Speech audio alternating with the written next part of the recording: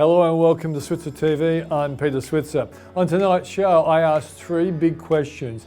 A, should you worry about a pullback for the stock market? B, what are reliable companies out there that you should be thinking about investing in right now?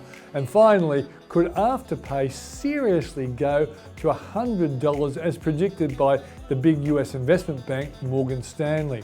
To answer these questions, I've assembled Julia Lee from Berman Invest, Adam Dawes from Shaw and Partners, Rudy Philippek Van Dyke from FN Arena, and my colleague Paul Rickard from the Switzer Report. And also, I talk about a new fund for those looking for higher interest rates. The product is the Metrics Direct Income Fund, which seeks to provide investors with returns of 3.25% a year above the Reserve Bank cash rate, which is currently 0.25%. We'll talk about that with Metric Partners Managing Partner Andrew Lockhart. So let's get on with the show and welcome in Julia Lee.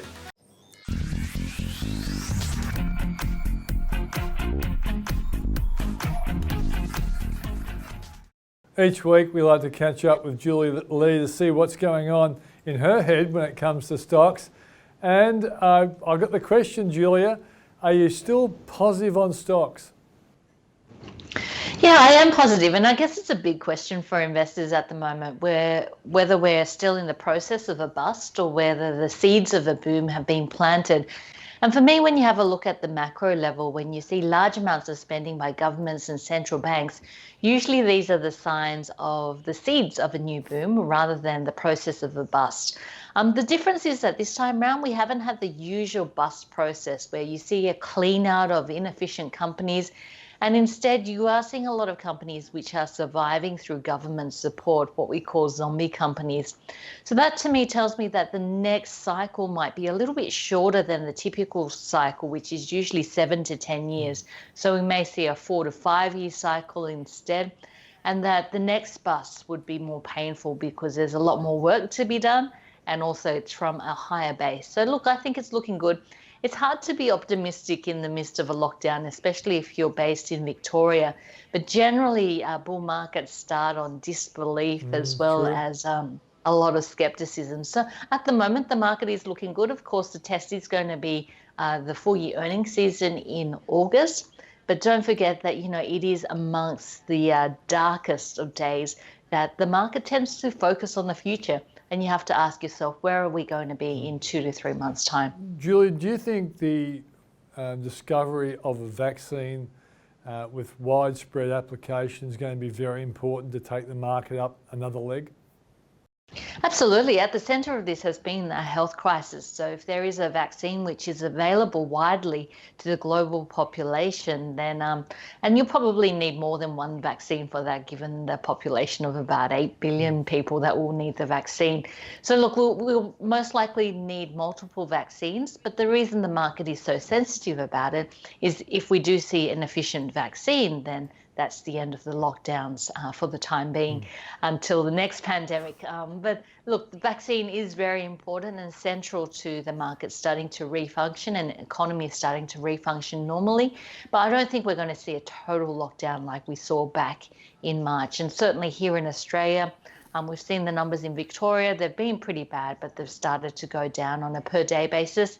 And in Sydney and in New South Wales, they are doing contract tracing quite well, so they know where the cases are coming from. Okay, let's talk about stocks that maybe haven't been loved yet, are kind of reliable stocks that if a person wants to invest for the year ahead, what kind of stocks fit that bill, do you think, Julia? There's plenty out there that are a little bit unloved. In fact, the areas that have been quite hot on the market are technology. But if you move out of the technology space, I think there are lots of potential investments for the longer term investors. It depends on how much risk you want to take. If we're looking at the COVID-19, period, one of the stocks which is benefiting quite strongly from COVID-19, I think, is Metcash. Now, Metcash is a company that's been dragged down by bad news over the last few years. It lost a distribution contract with Drake's. But during COVID-19, people are shopping more locally. Their footprint has become smaller. And that's been great news for Metcash. They've seen strong sales come through. In fact, they saw strong sales in April, they saw strong sales in May, and they saw strong sales in June as well. And in fact, in the first 7 weeks of their financial year, they released numbers and food sales were up by 9.3%, hardware sales were up by 9.4%, and also liquor sales were up by 5.4%. So look, I think that in an environment where Coles and Woolworths are trading on much more expensive multiples, we are seeing Metcash fighting back again, and that's not necessarily being reflected in the share price. Yeah, I know. I talked about that in the Switzer report on Saturday, and I looked at the website for Metcash, and of course IGA is one of its big stories there. Mitre 10's another one. And when you look at the website, it says we're based on 3 pillars: hardware, food and liquor. And you're right, they're all doing well because of coronavirus. I should mention that we do hold this one in the fund, and the other one I like because of coronavirus that we also hold in the fund is NextDC, which is data centers.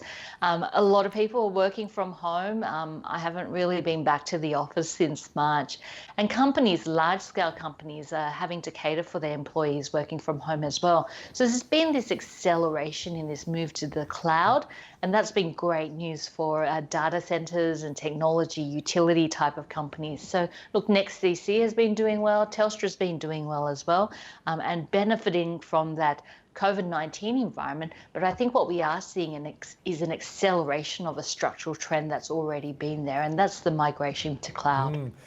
Julia, what about those people who are a bit of thrill seekers and they think, well, one day Webjet and Flight Centre must do well when we all start flying again. What do you think of those sort of companies? Look, I think there is a huge opportunity here for the brave, given that we are seeing Webjet now trading back under $3. Flight Centre's got a 10 in front of it. Qantas has just done a capital raising. I think the key to look out for here is that there is a strong balance sheet, and most of these companies have already done a capital raising. There is the risk that they will need extra capital if international travel isn't back to normal capacity by 2022. But if you are brave and things do go right, and we do see lockdowns being lifted and travel coming back, then there is a huge opportunity in this space as well. I'd probably avoid Sydney airports for the time being, and that's only because it is very reliant on Qantas, and the longer these international travel restrictions last, the greater the possibility of a capital raising. I'd prefer to go with the companies that have already raised capital, so have a relatively stronger balance sheet than their peers, which may have not raised capital earlier on in the game. Okay, now I posed a question for you to think about. You got Morgan Stanley saying that Afterpay will be a $100 stock. What do you think? Look, I think there's lots to like about Afterpay. I love the stock and I love the story, especially now that it has partnerships not only with MasterCard and Visa, but also with Apple Pay and Google Pay, which is a huge advantage for it when it's rolling out in the US, that it only has to flick on a retail client rather than having to sign them up because of those platforms that are already in place. So Afterpay now is all about expansion, not only into the US now, but Canada as well as the UK. And I think it is going to be a strong growth story. What I don't like about this story are the multiples. They're eye-watering multiples. So look, I guess when you are seeing an environment where the Nasdaq is booming and rising, then you are going to see stocks like Afterpay continue to do well. But you have to be careful when you see a correction. Afterpay is going to fall a lot more than those traditional technology companies, simply because it's still at least 2 to 3 years away from making a profit, and that's for a $40 billion business. Julia Lee, as always, thanks for joining us. Thanks, Pete. That's Julia Lee from Berman Invest.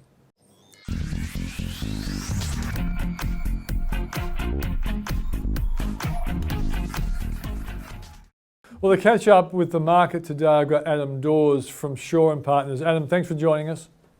You're welcome, Peter. How are you today? Very good, mate. Now, look, tell me this. The market today was down. What's the story for today? Well, the story was today that there was a couple of things. The banks definitely helped bring the market lower. They're under a little bit of pressure at the moment with extra lockdowns going forward. I think that's definitely one of the issues for the banks. Secondly, we saw the energy stocks also quite low as well. Woodside dragging definitely on the market today.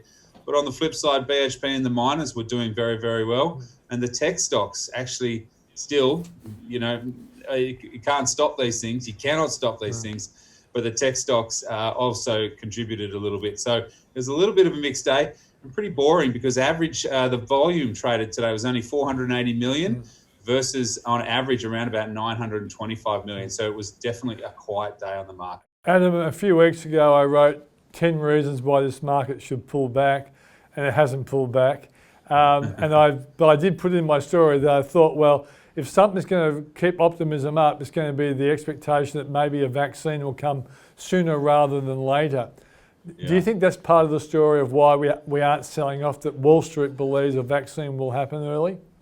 It's definitely following Wall Street, Peter. I agree with you on that. That's definitely one of the moves. I think also that we've got reporting season coming up, and I don't know whether the market believes it's going to go down or up. So really, we're undecided about what's going to happen there. So I think, we've had a good run. We keep doing a lot of work around this 6,000 level. That's pretty much where we're sort of sitting, and we're just hovering around that level. So I think people think that it's fair value at around here at the moment. Yeah. But really, it'll all come down to August when the rubber actually does hit the road and we actually get to see some numbers from the 1st of Jan to the 30th of June. Yep. Okay, let's talk about a story you're interested in, namely the big miners. Are they going to be big deliverers of dividends this year?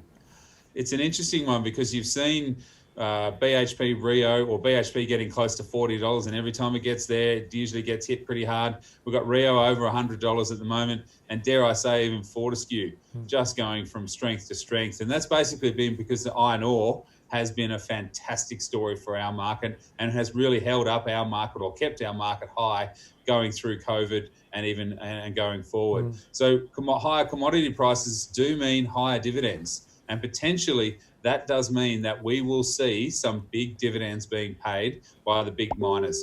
We know Andrew Forrest, he does get what's it, $1 billion a dividend or something like that. He's going to want to see his 24 cents plus, and potentially there might even be a special there. And we've got BHP and Rio with their coffers very, very full from iron ore, copper, aluminium. So I would expect a very, very good dividend and a reporting season from those big miners. Yeah. Andrew would collect some pretty good franking credits too, wouldn't he? Oh, unbelievable. Unbelievable. Okay, let's go to an area a lot of my viewers would be interested in. What companies, because we know the tech stocks have really gone ballistically, and they're good companies and they've been helped by the circumstances of the coronavirus, but what companies do you think look like good, reliable stocks to buy now that you might have to wait a year or two to see some very good returns, but they are solid stocks that you like right now? Yeah, look, I mean, it's tough. I mean, we haven't found, there is value out there, no doubt about that. There is value, there certainly is. And, first of all, I would always look to something like a Wesfarmers. I think they're going to report very, very well. They've got Bunnings, they've got Officeworks, those kinds of things. They're going to do very, very well. And I suspect that's going to be one. And then the offshoot, Coles, I think that is going to report very well, and even Woolworths to some degree will report very well. So look, certainly in that consumer consumer staple space, I think that's going to be somewhere where I'm putting a lot of clients' money in at the moment. Some other areas where they've probably been sold off, but then, it's been a bit tough, and maybe if you're talking about waiting for a year, it could be the Sydney airports of the world. I know that, travel is not happening, and Sydney airports came out with their numbers today, down 98% in traffic-wise. So the numbers are horrible, but it's actually holding up nicely here at $5.50. This stock should be a $7, $8 stock any time of the day. If you're talking about looking a year and a half ahead, Transurban came off a little bit today, potentially on the back of potential second round of shutdowns. But, these are very, very good businesses, and I really like Sydney airports as a business going forward. So something like that, I think, is a good buy at the moment. What about the more risky ones like Webjet and Flight Centre that really I knew you'd try and get me into those ones. Well, the thing is a lot of my viewers care. Some people wanted a big spike immediately, but if we imagine in a year's time, punsy people like you and me are flying to Europe again, does Flight Centre and Webjet start doing well again? Well, you be in first class and I'll be in economy, Peter, so that's okay. All right. So, look, yeah, Webjet, I'm not so convinced on. I think Flight Centre's got the management that I really, really like. So, you know, anything with Flight Centre, anything with a $9 handle on it, I think it's worthwhile. Anything that sort of gets up to 9, it gets up to 10, 11, and I think it's a little bit expensive. You've got time to wait. But I like Flight Centre for management. They are very, very, very good at what they do, and I think it's accumulate down at these levels. Okay, this is the easy question. Morgan Stanley thinks Afterpay will be a $100 stock. Now, I know you and I, when we were on the old Sky Business Channel and Money Talks, we thought, you know, when it got into the 30s, it was a sell. Now absolutely. It's in the 60s and they're talking 100. What do you think? Look, yes is the answer. You can't. I can't see anything that's really stopping it. U.S. expansion, coronavirus paychecks or the stimulus money that's coming in. It's feeding all of that online businesses, and we've seen Kathmandu. We've seen all of the retailers come out and say online sales are booming. This fits in perfectly with the Zips or the Afterpays of the world. Afterpay has that US expansion under control. It is moving from strength to strength. Yes, $100 is very, very possible. They raised a lot of money here at $65 around here. So a little bit careful. That has to work itself through the stock. But once that's worked through, absolutely, $100 is not out of the question. Well, I think one of the last times we were on TV together, I actually thought Xero was my stock of the future at $40. And I thought you did well. Yeah, I thought I was taking a big risk saying that. But from my point of view, a company like Xero, I understand it better. There are a few curveballs with Afterpay, like, would the regulators get stuck into them? Yes. But on the other side, are they a takeover target? So I totally agree, $100 is possible. I think I'd rather your money on it than mine. Okay. Well, I'll put some money on it tomorrow. How's that sound? Okay, good. For you. All right, cheers, mate. Adam Dawes from Shaw and Partners. Thanks for joining us.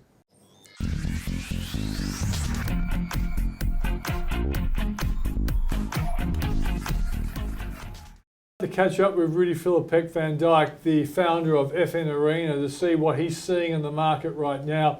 I've got Paul Rickard to come along and give Rudy a double grilling, because he can be a cantankerous bear at times. Rudy, great to see you. Well, Peter, I think if that's the introduction, I'm definitely going to surprise you today. Good to be here. It's great to hear. All right, now let's kick off. I think a lot of people would generally like to know, what do you think's going on in the market right now? Are you expecting there will be some kind of pullback, or do you think Wall Street's getting it right, being optimistic? I think all of the above. I don't think we should be worried too much about a pullback here. Yes, it can happen. I actually think if it does happen, it won't be a big one. We are at this particular point in the cycle where we are looking forward, and there's a lot of uncertainty going forward. But I do think that there are plenty of reasons for investors to remain on the optimistic side. And I actually think too many people are too worried about valuations. And they forget that at this point in the cycle, when earnings expectations have fallen so deeply, that valuations in the share market have to be high, because otherwise you're basically giving up on the economic recovery. And even the more subdued forecasters, they still see a recovery next year. So Rudy, just talking about valuations and the recovery. So we saw the market back on the 20th of February, it was over 7,000. It got down to 4,500. We're back at 6,000. So that's a long way down, but we've come up a long way since.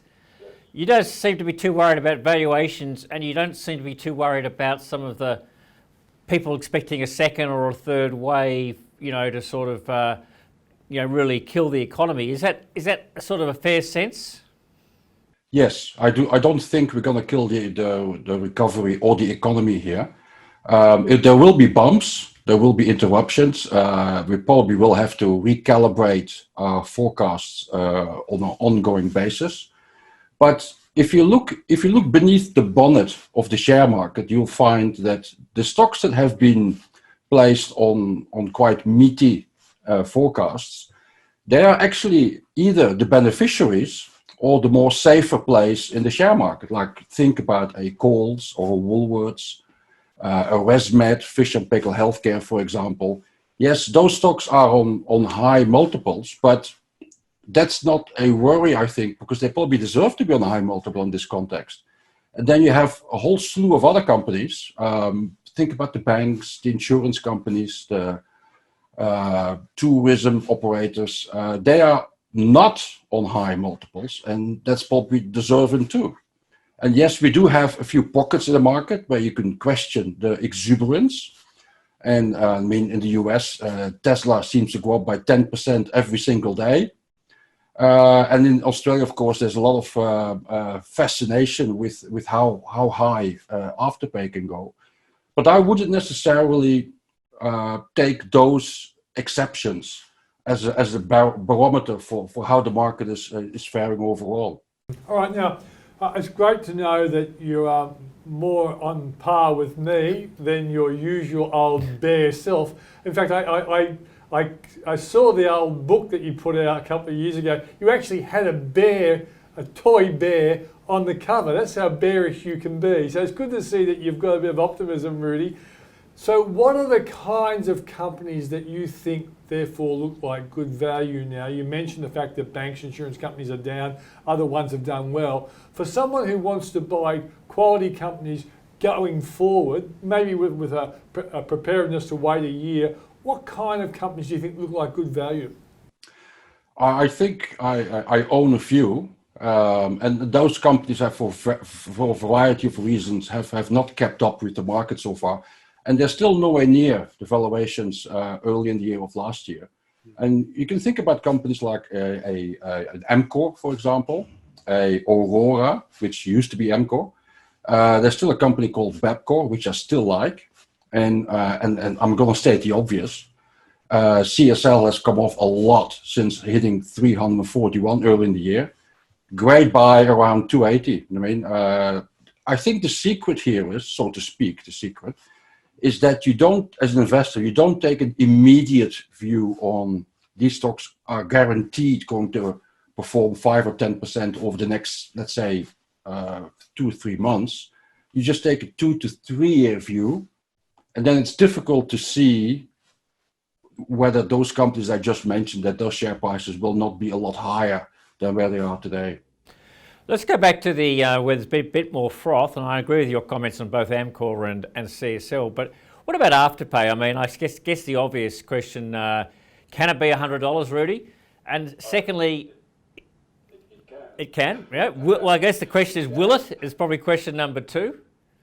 Yeah. Well, what I regard. I mean, I don't own Afterpay. I have never owned it. And maybe some people looking in hindsight now think I'm an idiot for not owning Afterpay. But then I'm owning lots of other companies that are maybe in a less exuberant stage than Afterpay, but still have performed really, really well. Right? I mean, I own stocks like NextDC and Zero and Altium and Appen, and they've all performed really, really well. I don't need to own Afterpay in that sense. But if you do own Afterpay, I think for me, it's an example of how analysts and investors have had difficulties in coming to terms with how these new business models can really surprise to the upside in terms of the growth they can achieve. And was Afterpay expensive at $20? Yes, it was. But now it's $70 and it's still expensive. And do you have trouble, because a lot of the analysts are using things like enterprise value to sales as a multiple, and they're looking for comparing different companies depending on the multiple. Do you think that's a valid, and perhaps a measure that's here to stay? Yes, I do think so, yes. I mean, I know most people like to use price-earnings ratios, but we have to accept that price-earnings ratios are not the end-all and be-all, and they have disadvantages, and there's a lot of stuff that price-earnings ratios can't cover. I mean, and I just mentioned to you earlier that I own NextDC, for example. Well, if you simply looked at the price-earnings ratio over 0, you could have never bought it. Yeah. And so you have to accept that we have different kinds of business models. And I mean, as long as they grow really, really fast, and they do, then of course those share prices they should be on high multiples. Yeah, now, Rudy, in those years gone by when you and I both debated about whether Afterpay was good value at, I think we always thought around $10 or $11 was a great buy. I think we agreed about 10 or 11, Peter. Had lots of debates since. I think. At 18, I think some experts said it was a sell. In $30, we thought, no. But you and I also did discuss, we used to think that these guys could be a victim of a crackdown from regulators on the basis that they are just like any other credit provider. And it just hasn't come along. Is it still a potential biting that this company could cop from a regulator either here or in the USA? I think so. Yes, I think that's. It's the same as the question like, why are companies like Amazon and Google, Alphabet, LinkedIn, why aren't they paying more taxes globally? Well, they're not, but you would expect at some stage that is coming around. I mean, and for Afterpay, I think as they become more popular, that at some stage they will be reined in by the regulators. But the question mark is the share price by then $100 or $200 or $50? And we don't know that. I mean, but I think what nobody could forecast is how the acceleration kicked in because of the lockdowns and the pandemic, and that has really helped whether it has helped that whole sector basically, and that is something we simply didn't anticipate. In that buy now, pay later sector is just go through the stocks. Afterpay, got companies like Afterpay and Zip and Sezzle and a few others. If you had to buy one of those, now I know you're pretty cold in this sector, and this is the Rudy we love and know so much about. But just nominate which of those companies you'd pick. Well, I wouldn't pick any at this point in time, to be honest. See, I tried hard, Peter, to nail into a question, right? Listen, I'll tell you what I don't like about Afterpay, and that probably also goes with a few of the other ones. I don't like their governance. I don't like the ease with which they help the founders to offload a lot of shares. I don't like the fact that they are handing out options like it's hot cross bonds at Easter. At some point, those things will come home to roost. It's just at this point in the cycle, they are really, really fortunate that they have so much wind in the sails that it doesn't matter. Yeah. But those things will matter at some point. Now, Rudy, a few months ago, I nominated Zip as a worthwhile company to follow on that very basis that their governance is their credit restrictions are a lot tougher than Afterpay. I feel as though it's held their share price back, but have you made a bit of analysis? I know they're priced very high now, but when I first started talking, they were around $1.50, $2, so I'm happy that they've gone up to these very elevated levels. But they seem to be a safer pair of hands than Afterpay, but it's worked against their share price. I think I'm with you on this, Peter. I think I have a few happy investors out there that a while ago, when they asked me, what stock should I look at? I went like Zip, and they've probably tripled their money by now. But again, from a logical perspective, and there's probably the same logic that you have just described, I also thought that Zip would be the more safer hands in that sector. But the irony, the way it worked out, is because Afterpay works with smaller payments, the time they get their money back is much quicker. And that has basically translated into less credit risk, a quicker turnaround of funds flows, and quicker growth. And that's why, in irony, what appeared at face value the more risky business model proved the fastest growing and the more expensive. Rudy, once again, thanks for joining us on the program, mate. Always great to see you. Till next time, guys. Yep.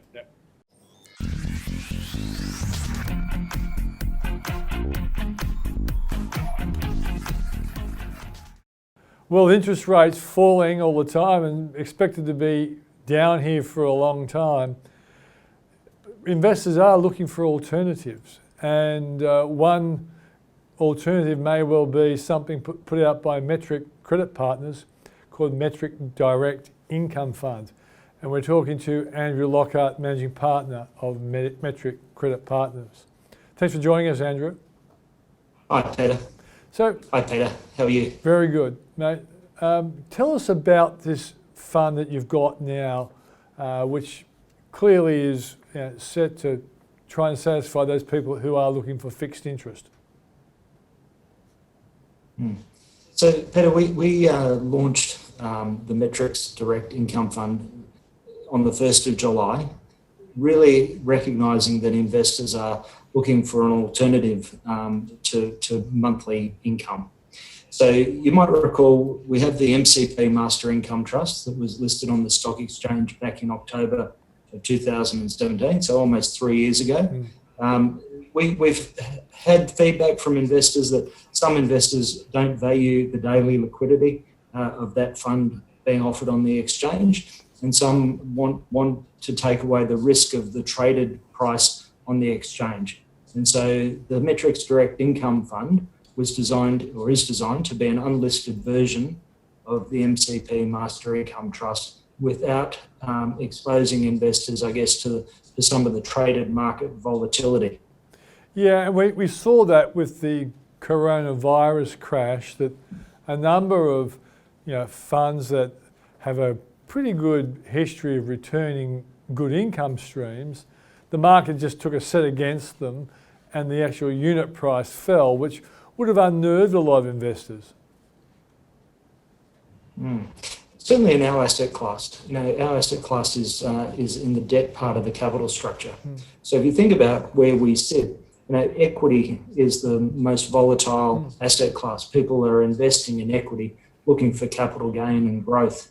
They invest in the part of the debt part of the capital structure for capital preservation, less volatility, more predictability around their income.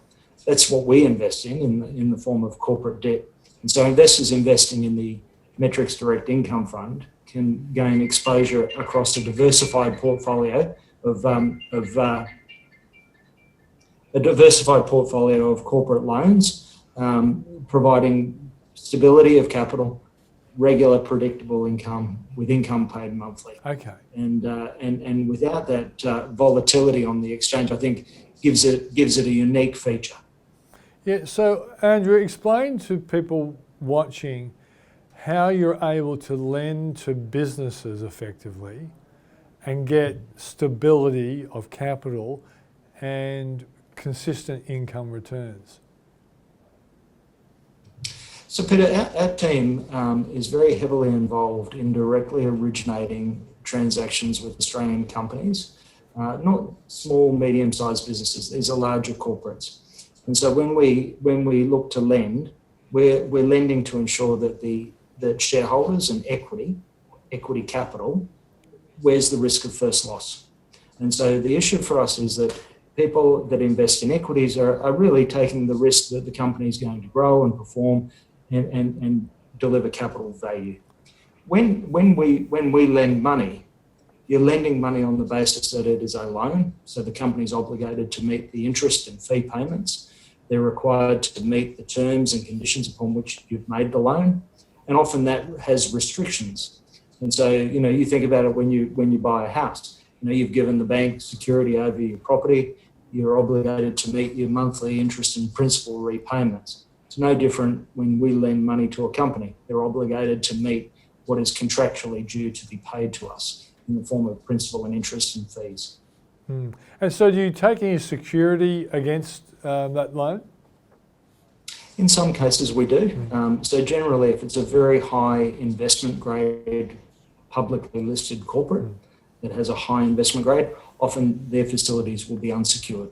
But for all other borrowers, it would be a secured loan. And so it might be security over the full going concern of the company. So over the fixtures and fittings and floating rate or floating charge over all of the company's assets. Or in the case of a property related transaction, it would be a charge over the company together with direct security over the property. And how many companies would you lend to inside the fund? Because people would like to know that there's a lot of diversity behind the borrowers of the money that they're effectively putting in to the fund. That's right, Peter. Diversification and lowering the risk to any one individual company is very important. So we in the Metrics Direct Income Fund, investors would gain exposure to around about 145 individual borrowers, where the largest exposure that we have to any one individual company averages around about 0.9 of 1%. So well diversified across a range of companies operating in the Australian market where we've provided debt funding to those companies. Now, is it open-ended? The amount of money you get, is it going to be determined by how much money comes in and then you on-lend it, or you have a predetermined target?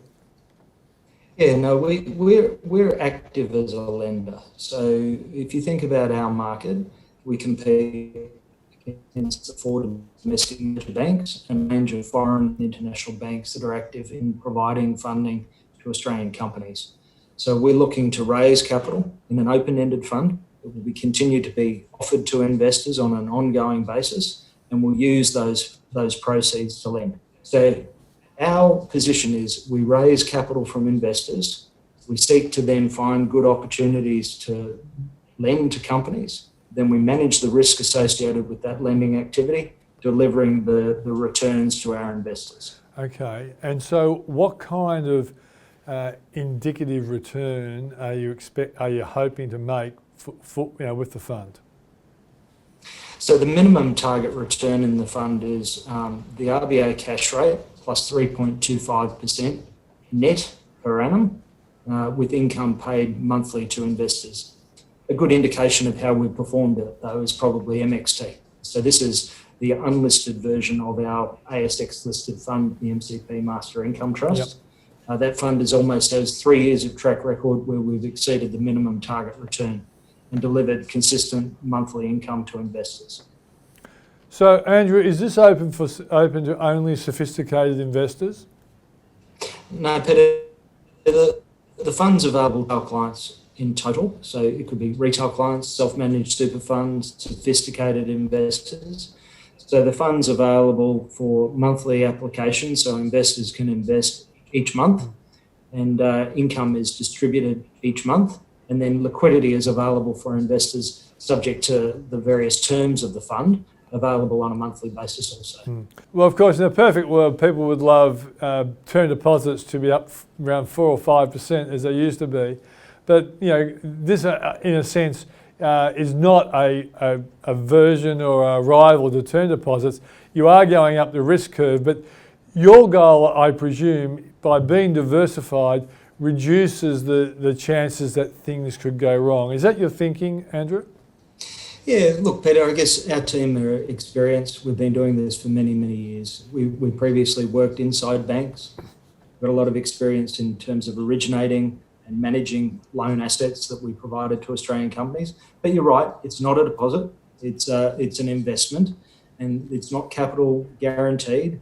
But the issue is when investors are looking at a range of alternatives as to where they might generate an acceptable income, this is one of the pieces of the puzzle, I guess.